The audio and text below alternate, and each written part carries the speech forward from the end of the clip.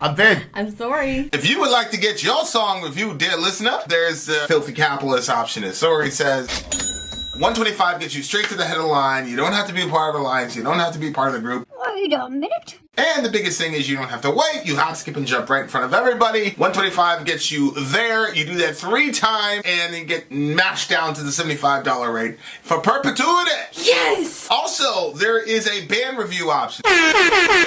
So if you've got a band and you're trying to get your band some exposure, hit me up at vinsori@gmail.com, and I'll show you the details about how to pull that off. You can also jump on Patreon, and there is a option on the tiers to be able to get your band reviewed. Yep. Obviously, we can't lie to you, so we can't guarantee a positive review. Get what you get. It's just rubbish. Rubbish. Rubbish. That's British for garbage. My favorite is the community option. $1 at the gate gets you in at Patreon. You get to join an alliance. The alliance joins their points together, and that helps determine what songs that we do. The alliances hang out on Discord. Message me on Patreon to get the link. And they do all kinds of other cool things. They do Minecraft, Dungeons and Dragons. Yeah. It's really a community within the community. Anybody can go on the Village, Facebook.com/Vin and Sori. There's 160,000+ people on the channel.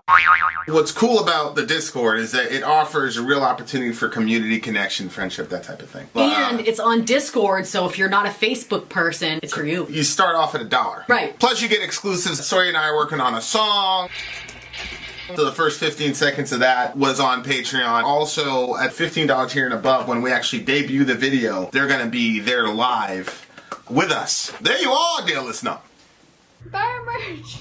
I am Vin. And I am Sori. And we are here not for a birthday, but for a DJ For stream. a DJ Scream. For some reason, I just keep wanting to say happy birthday. So happy birthday, Nicholas. It's not his birthday. He just picked the stream for today. And we actually have a pretty cool lineup. DJ Nick in his house. This is my buddy right here. This is my buddy DJ. Yep, there he is. He's pointing at you losers. He's pointing at you losers. If you're in regular YouTube land, you'll get to see all these videos free of charge. You just won't get to experience the videos live like all the rest of the Village faithful do as well. Plus, there's stuff in between the songs that we chat about and joke about that you don't get unless you watch the live stream. So you're missing out on a lot of fun. Yeah, because we have no discipline, so it's never just 1, 2, 3, 4, 5 on the song. It's always hey, what about this? What about this? Hey, long time no see. I haven't seen you in quite some time. Hey, how's it going? Oh, I hate you. Well, you hate me too. Bedwet. Yep. And then at Stuff the like end, that. Vin will be like, "Wait, actually, we're doing another song. Sorry." So you miss out on my grumpy looking face when it's too hot in here and I think the stream's over and Vin adds one more song. And she's hungry. That's the big thing. And to be honest, I haven't really eaten today. I've only had like a couple bites of food, so that might hell happen. hath no wrath. Like a Soraya. A hungry Sori. Hungry Sori. So the first song on the list is Beast in Black, Blind and Frozen. And Nicholas is a man of few words because he didn't give us anything to say about the song. So let's go. Nor does he need to. We continue. If you change your mind and you want to add words, do so.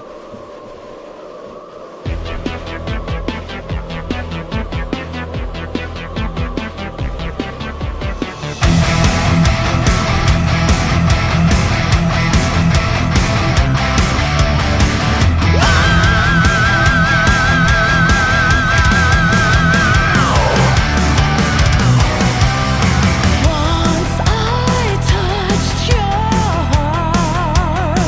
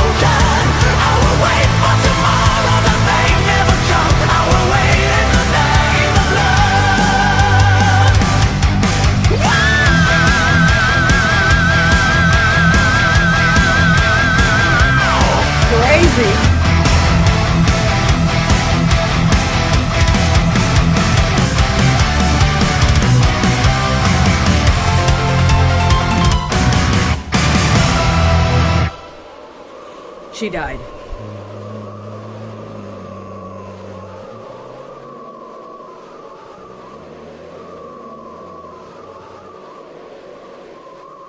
Shoot. He didn't make it there in time. He didn't make it in time. She died. It's your fault, bro. It's all your fault. What'd you think? This guy was all over the place vocally, right? He like hit a lot of genres. He sounded like he went with the It sounded Judas Priest sort of. Yeah. Then at the beginning, I thought it was a woman singing. He like hit. Well, yeah, definitely was a double take. Yeah, and then he kept going, and he hit like he had a lot of range. What's the matter? No, I was just checking to see if we were muted. We're not. Go ahead. Yeah, he had a lot of range. I was very, very surprised. Yeah, dude is he definitely could blow. His physical presentation. And I'm not just talking about the fact that he's a dude, but like his presentation didn't match the voice, so it took me a second to like. I had to adjust. I thought you put the wrong thing on. I thought we were hearing another song, and that was. Oh, you thought I put the wrong video on. Yeah. Oh, yeah. Yep. I mean, yeah. So that was kind of kooky. Okay. So what did you think the song was about? And the other thing that was interesting was like that was power metal. That's the genre. Okay. And I generally hate power metal. Like, you know that band that we won't mention? Mm-hmm. They're a power metal band. Really? Yeah. Oh. That's Calendros is like, just say you don't like power metal. Don't say you don't like that band. And I think he's mostly right, but I think in this one he's wrong because this is a power metal song. But I really, really enjoyed the song, actually. It was just very sugary. It was a sugary song. All right. Well, let's go ahead. What do you got? I mean, I'm assuming it was a relationship song. Or you're looking at the lyrics. What it was looking like. You're assuming it was a relationship song. Once I touched your heart, held you in closed arms, but built a haven for your love until I let you fall apart. Oh, that's interesting. Please forgive me, God, I miss you like hell. I was wrong, I can tell, for the heart can be blind and frozen. Now I live with the pain every night, every day, as I read those letters you wrote me. How I long for the time when your lips would kiss mine and the promise was still unbroken. I will wait for tomorrow that may never come. Wow, and the promise that was still unbroken. What do you think that is? Well, I think that... Well, I assume that was like the promise of them being together and, you know, being faithful to each other. Jambi's in the house, everybody. What's up, Jambi? What did you get out of it? Are your bass parts done yet, Jambi, or no? I guarantee you Jambi's going to have some excuse for why his bass parts aren't done. Last night he was asking you to send him the song. Look, I can't wait for Jambi. Everybody ask Jambi where his bass parts for our song are. Because honestly, if you guys want to hear the Vin and Sori song, the only thing that's holding it up is Jambi. Honestly, he's the only one left that is holding up our production. So blame it on that guy. It's JAMBI in the chat. Okay, we continue. Oh my gosh. Sadie says this song is so cheesy. I love it. What defines what cheese is actually? Well, like, I mean, what is cheesy? So did you think the song was cheesy? No. I felt like there was a little bit of cheese. But you There's mean a little lyrically? bit of cheese. Yeah. Well, yeah, I haven't broken down enough of the lyrics yet. Well, no, not just the whole thing. And you remember that show Once we used to watch? Mm-hmm. Once? We used to watch this show Once, like Once Upon a Time. It was an excellent show that was about 3 seasons too long. Wow, okay. Because they kept running out of, it was always some curse at the end of the season, and then they were going to go into another world, and holy shit, there's going to be another curse. Yeah. You know what I'm saying? Yeah. There's a curse like every season. There was. You're right. And I liked it still, though. There's this liked guy's trapped in this horrible world. It's like, yeah, but there's going to be some curse that gets him out of it. But, yeah. And it happened every single time. You're right. But it was very whimsical. Yeah. It was very whimsical. it was Storybrooke. They were in Maine.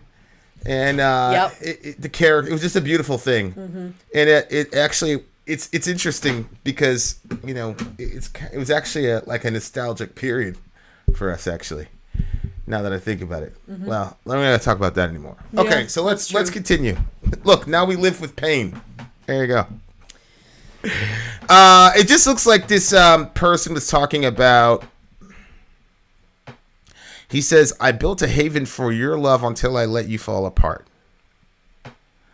Yeah, I'm not sure yet if, because we haven't gotten through the lyrics. I don't know if he failed her on something he shouldn't have failed her, or if she was, I don't know, expect him. I think I need some caffeine. Or if she was expecting him to hold up. Yeah, it looked like he's not supposed to be holding up. Well, it looked like in the relationship, his job was to hold everything together. Yeah, that's not right. And then it fell apart, and then Well, yeah, whether or not he, like, I don't know what he means. What was he thinking he had to hold together? Was it like a normal male? Well, it says, "I built a haven for your love until I let you fall apart." So it looks like she had some issues, and his role in the relationship was to save her from her issues, and that seemed to be the terms of the agreement of the relationship. Yeah, that's so not healthy. That's not healthy. "I built a haven for your love until I let you fall apart. Please forgive me.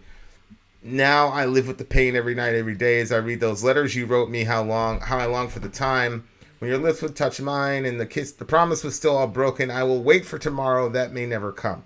Mm-hmm. I will wait in the name of love." So she's not dead. And then Appy goes, "Simp. The guy's a simp." Dudes can't express that they love girls anymore, huh? I guess not. He's a simp. I'd have said the same shit, though. This is probably a young fella. So I will wait in the name of love. There's that real... I wonder what it is about love and waiting that makes... Because that's a big part of, like, romance novels or whatever, right? Or romantic movies, or the entire concept is, like, the whole weight that you have to have with it, or... Yeah, but I don't think that defines romance. I think the reason that's in romantic novels is because a lot of people are waiting for that. And so you have to add waiting to the story because that starts them out being the characters in the story. I read somewhere... That's my thought. I read somewhere, I don't know if it was Sam Harris or if it was Jordan Peterson, but basically you get actually, when they did the math, you get more endorphin kicks in the anticipation of pleasure than in pleasure itself. Mm-hmm. So the wanting of the thing becomes the very thing that you're enjoying, so that when you accomplish the thing, you have to go to the next one. Does that make sense? Yeah. So if you have one of these, romantic ideas about love, the waiting is there. I mean, one, maybe for a romantic purpose, but two, there's a very scientific reason that you want to put that waiting in the story, because that's where you get the most of the endorphin rush. And then you kind of live vicariously through the character who's waiting. And then you get to consummate the relationship. And then you get to go back into the real world, and you don't really have to invest any of your real self, is what I'm saying. I'm talking about, like, romance novels, the whole 9 yards. I mean, isn't that the same for any movie or any whatever? Well, it depends. Like, if somebody's watching an action movie, you could say, yeah, that person wants to do, wants to jump out of the helicopter, is living vicariously through them. And which, in some sense, that might be healthy. It'd be a healthy way to say, okay, instead of actually jumping out of a real helicopter, you can watch Mission Impossible, and that'll hold you over for 6 months, right? I'm not sure that works very well with the romance thing, because then you get people in a situation where they start getting... Remember that movie? It was something with the bottle or something like that, Love Note or something like that. And then Message in a Bottle. Message in a Bottle, and all the girls started, like, divorcing their husbands and fiancés because the guys couldn't live up to the ideal of the... You see what I'm saying? So, like... Yeah, I don't think I ever saw that one. The Notebook? Are you talking about The Notebook? Yeah, I think it's a Notebook or something. Wow. Okay. You know what I'm saying? Yeah. I mean, that's a problem. Really? People were divorcing en masse over that? Oh, yeah. Because they were trying to get the guy to be as romantic as the guy in the thing. And sorry, it ladies. didn't turn out. The only other romantic guy there is. It didn't turn out that way. Wow. Ooh. Okay. Yes, wow. Tristan, I just can't imagine divorcing somebody. Well, there must have been, like, some major buildup. Maybe there's a bunch of other things that went wrong. Well, I just think that, you know, That was the final straw. in the real world, obviously this story had a bunch of epic whatever, right? But, you know, the real story is probably a lot more mundane than a queen in a castle and a dragon and all that. But, you know, that's how human beings have always been able to process these issues, is you just put your actual issues in the context of something fantastical so that you can have that catharsis without having to tell people, like, hey, this is actually what's happening. Like, Yeah. I'm not going to go there because people stalk us and the wound is probably fresh for this individual. So I'll tell you about it later. See, I'm a kind. You'll find that I'm kind. Right. Yes. You Okay. will find that I'm kind. Okay. See, when I read, and when your lips would kiss mine and the promise was still unbroken, I'll wait for tomorrow that may never come. That part to me was, there are lines in a relationship that once you cross, you can't uncross them. And so Yeah. it seems to me, is looking back to a time before that brokenness occurred. You know, when their kissing was, I mean, I can only assume that if your partner cheats on you, then it's, even if you stay with them, it's not the same. And the next time that you're kissing them, you'd be thinking, I mean, according to my estimation, you'd be thinking about that. You know what I mean? Yeah. I think you're probably right. Like, You're probably right. how can you not? I see what you're saying. Where'd you get the song? You go first. I generally do not like power metal. But this one, I'll make an exception for. I gotta tell you, anytime I hear a power metal song, I'm usually pretty brutal in the review, because I hate power metal. But this one I actually liked a lot. It was pretty risky. Well, I don't know how much Nicholas knows me or not, but it was risky for his first cut. So I'm gonna give this one an 8.8, which is equivalent to like a 9.5 regular for power metal, because I hate the genre with a passion. Amy Lee's here. What's up, Amy Lee? Hey, hi. Yeah, okay, so in the end she just died. Well, I don't know if she died. I don't know if it's a concept record. In the video, or if she broke up with him. Okay. Well, I think see, I can see where you're going with the 8.8. I just have to push it up a little more because the guy had so much versatility. True. I've never seen that before. True. Okay, so you can't take the versatility away from the homie. No, 9.1. 9.1. There you are, dear listener. That's the first song. Now, if you are in regular YouTube land and you're a square, then tell them what they win, Soraya. Tell the squares what they win. You win that you have to push the button to skip to the next video of ours. Yep. For the rest of you, for the rest of you that are here with us, you don't have to exert that level of energy. The rest of you loyal people who actually love us. Sit back and sit tight, because we're going to do the commercial and we're going to be coming back with another great one. By the way, the next song is Tool. The likes are beating the dislikes. Okay, so dislikers, you guys, you're not doing so well. It's currently 27 to 10. We want to see Come more on, dislikes. dislikers, where are you? Yeah, we want to see more dislikes in this video. Vin out. Sori out. Go.